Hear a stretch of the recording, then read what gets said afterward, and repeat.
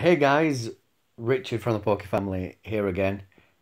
It's that time of the week again. It's time for Guess the CP. My game's just loading up. See if there's anything interesting on my street. Ooh, that's interesting. Windy weather. Not that it matters so much during the water festival event. There's there's not so much interesting stuff around regarding weather spawns. As you can see on my nearby list, mostly water Pokemon. There's a Mr. Mime and a Rosalia. The weather was cloudy earlier, so they might be leftover spawns from that. But windy weather, that's interesting. Maybe some dragons. Who knows? Um, so if you guys are watching, um, we're looking, I think, at an ever so slight change of direction for our channel. We have been trying to get videos out every day, and I think that we're going to try and focus more on exploration videos here in the UK and abroad as well. In Europe, we're definitely going to Dortmund. You guys know that. But more about exploring as a family and less about just the stuff that we've been doing. We want to get out there and see places, show people who are watching from around the world the UK and through the eyes of Pokemon Go as a family. So I think we're going to start heading in that direction a little bit. Let's have a look, see if I've got my ring. I have. So I'm going to complete this quest and get the Professor again. Hey, good job. Thanks, Professor. Right, we'll run from this. We're going to bank it. I'm not going to claim my quest yet, but if you can see at the top there where it says claim reward for an encounter, I've got God knows how many encounters banked there. You can see that I've got 3 quest spots still. One of them's taken by this catch 10 Pokemon with weather boost for 6 raspberries, but I've been banking them, and I'm going to continue to bank them until the very end of this water festival event, and then I'm going to use a star piece and catch them all together, as many as I can. Quick catching, if you guys know about quick catching, to try and earn as much Stardust as possible. So, no spawns on our street. Crazy thing happened earlier. We had a wild Vaporeon on our street. Somewhere around CP 1400. I thought, I'm not messing around with this. I just want to catch it, get the Stardust, check out to see whether it was a good vape. So, I used a Golden Raspberry. I hit it with an Ultra Ball on the curve. Great throw. It jumped out. I thought, oh. So I did the same thing again. Golden Raspberry, curve ball, Ultra Ball. Great throw. It jumped out. I thought, what? So I started concentrating. I hit an excellent throw. It jumped out and ran. 3 Golden Raspberries in a row with great throws, 2 great throws, and an excellent throw. And it ran. I was surprised. Sometimes you have Pokemon randomly running on the first ball. I was telling one of my friends today, I remember the time that I had a 98% Ralts on my screen. I know it was 98% because other members of my family had caught it and IV checked it. It was level 35. So at the highest level, it was weather boosted at 35. So I'm like, right, I need to catch this. This is an awesome Pokemon. It had 15 attack. I wanted either a cool Gardevoir, I can't remember whether it was a male or a female, or to save potentially for a Gallade. 1 ball, Ultra Ball, Golden Raspberry. It jumped out and ran. It happens, guys. It happens. It's a bit shocking when it does. I mean, you expect legendary Pokemon to run. Ooh, let's shiny check this Wailmer. Not shiny.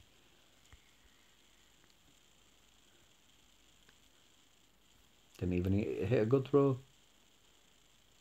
Anyway, so if anybody's watching out there, if you could talk to me, say hello, It'll come up on my screen. I'll see it. And we can get into guess the CP of this Articuno that's coming in. Ooh, let's check that. Again. So above 80. Hit points, attack, excellent stats. So that Whalmer has got an attack and hit points of either 13 or 14. Leave that to one side. It's a shame that wasn't a shiny. That would have been a good shiny.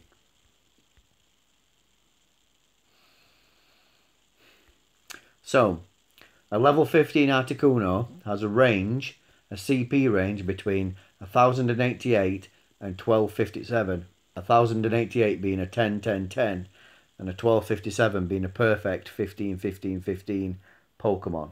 Whoops. That's a chat. Let's fix that. Turn my alerts off during the game. Yeah. I mean, the weather will have changed 8 minutes ago.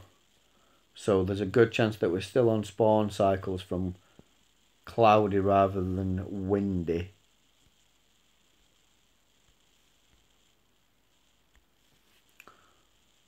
No dragons. No dragons so far. But anyway, tomorrow, or should I say today, because it's 8 minutes past midnight here, we're going to Manchester, which is a huge city here in the UK, if you don't know. The entire region is called Greater Manchester. like a county. So we're going to be going there. The kids have got an activity there. An indoor, I think it's called iFly. Oh, a love disc. Let's shiny check. Not shiny. I don't have a shiny love disc. I would like one. She's a great ball. Let's have a look at that ring. Let's hit it with a Raz. It's like an indoor, I don't know, like a wind tunnel type thing. They're going to be going there, both Jonathan and William. We might try and do some filming in there. It's going to be a bit tricky because other people's children are going to be there, and there are all sorts of rules about filming around other people's children in a private area. But we're also going to be doing some exploring in Manchester while we're over there. We're going to be having a look around. Hopefully we might find a park. It's in the key area, which is near the centre. It's definitely near the centre, so there should be Pokestops and gyms and stuff nearby. So we're going to be exploring that tomorrow. Hopefully it's going to be a bit of a wild adventure. I'm ready for adventures. We went all the way through the winter just getting by playing Pokemon Go with only a few hours of daylight, trying to make videos in the day, just a few hours of daylight that we had. And now it's solidly summer. We want to get out and explore. We want to see places. It's one of the reasons why we've always loved playing Pokemon Go. Getting out and seeing places, going to new places. Today we were in York. Unfortunately, we didn't have much chance to film. We had a lot of other activities going on. But we're in York, and York in the UK, if you get the opportunity to go there, is crazy for Pokemon Go. The city is so old and are so rich of a history. Just things that are just on streets are so old that there are Pokestops everywhere. There are gyms everywhere. It's probably one of the most densely populated Pokemon Go places that I've ever visited. Easily a great place to throw down some lures. You could probably get maybe 3, 4, maybe even 5 Pokestops, all in an area where you can just sit catching, getting Stardust, hoping for some good spawns. It's a great place for Pokemon Go, and it's got quite a good diversity of teams. I've noted the few times that I've been that it has as many yellow gyms as blue gyms, and as many blue gyms as red gyms. There's quite a lot of players from each team there, because a lot of players are dominated by a certain team. In Barnsley, there's a lot of Valor players, me included. It's not that the other teams don't exist. There are certainly Mystic players, and there are certainly Instinct players here, but they're less prevalent. most of the other places where you visit in Yorkshire, Mystic, like most of Europe, Team Mystic is quite dominant. Um, but York seems to have a great diversity in teams. So you have an opportunity if you visit there to drop Pokemon in gyms and um, get a bit of gym prestige while you're there. It's not like you have to always battle a gym if you're in a hurry. If you're walking by, there there are gyms that you could sometimes just drop a Pokemon in because there's a space there, and there's so many gyms that if there isn't a spot in this one, the next one that's of your team's colour is is possibly going to have a spot for you. So it's a great place to visit. I love visiting places like that. That's A, steeped in history with lots of interesting things to see, and B, filled with great Pokemon Go stuff. Unfortunately, the game is still heavily centered around metropolitan areas, cities, inner cities, towns, the places where people work. And I get why. I mean, Niantic want people to come out of their jobs of a lunchtime and maybe spend 79 pence. I'm in the UK, so it is pence. Let me show you my shop. Scroll to the bottom, to the coins. There we go. 79 pence for 100 Pokecoins. That'll net you a raid pass. That's what they want. They want people to jump out of work and use a lure, use an incense, use a raid pass, or something that keeps the game going, that keeps the company Niantic making money. So they have to have stuff kind of where people are most of the time. It's just the way life is. It would be nice to get more stuff away from those town centres and away from those city centres. I mean, look at this. Where we live, it's not a huge distance away from town centres. I mean, we have like quite a few local shopping areas where people go regularly. There are a few like stops and gyms there, but like in areas like this, not shiny, there's just nothing. We've got one Pokestop here. It would be nice to see more.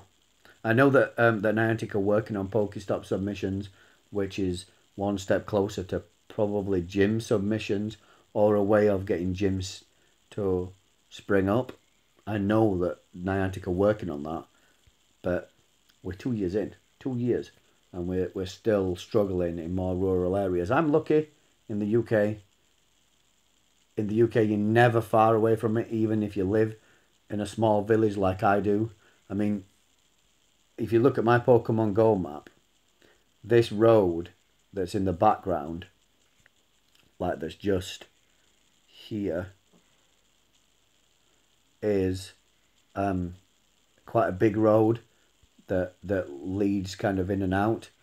At the top, there's a roundabout, and you can kind of see the outskirts of my village right from my living room. If you look at the Pokemon Go map, it's not big. It's not a huge place.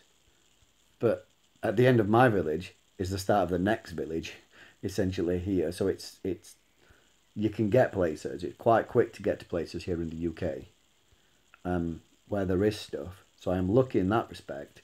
But I can't just get up out of my house and walk for 2 minutes and get to a gym or more than one Pokestop, which would be nice. It would be nice for a lot of players, I think, in the world. Anyway, I'm not sure that many people are watching, which is a shame.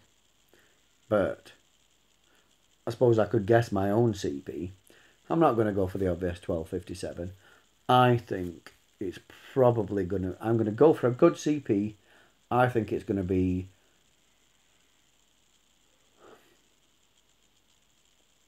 1225. That's my guess. That's my guess. Let's complete 2,000 dust. Oh, I was hoping for rare candy. 20 Pokecoins. Starting counter and see what I get. There's Articuno. Whoa. 1250. That's good. I'm not going to mess about with that. I'm just going to catch it with a golden raz. Great throw.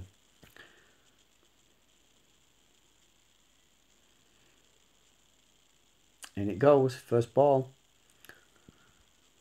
That's probably quite a good one. Let's run a quick check. Simply amazes. Attack, defense. So 15 attack and 15 defense. That might even be 98%. If it's not 98, then it's 96. And I've got 11 Articuno candy. It's pretty funny. But that's not bad.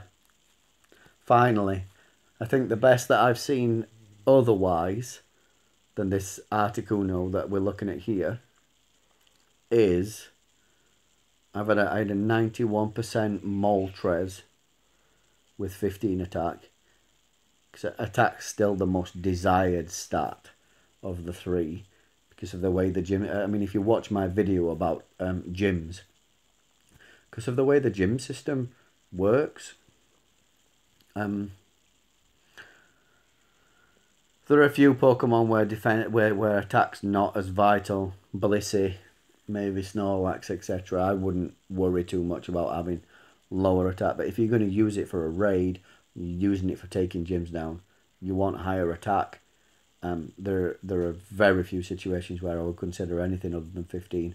Maybe Smackdown Tyranitar because it stands so head and shoulders above other rock type attackers that a 13 or 14 attack would suffice because of the small window in which you're going to have Smackdown available. 3 hours for one day ever, as far as we're all aware. Maybe I might go for it. I think that I'm going to evolve a few. I've got a few with 15 attack that are going to go up. 189, 191. Not the best, but okay, good enough to invest that candy. And if I don't get anything else on the day, there's probably going to be other stuff that I've got that doesn't have 15 attack that's going to be going up.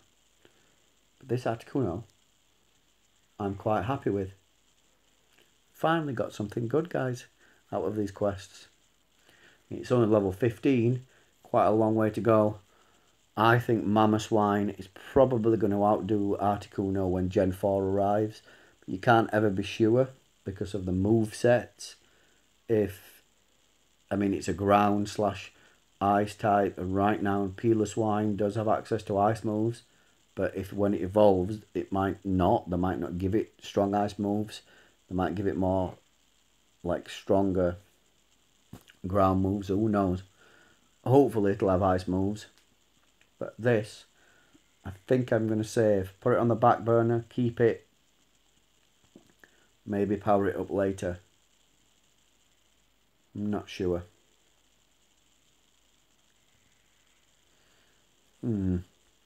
Worth thinking about. Any more spawns on my street? No. So guys, I think that's going to be the end of the show for now. If you watch this back later, thanks for watching. Thanks for watching. Please remember, if you guys like what we do, hit the subscribe button, hit the bell, share it. More views is always good for us. More subscribers are always good for us. And it's deeply, deeply appreciated if you guys do decide to subscribe or share it with your friends. So guys, that's the end of the video. See you next time.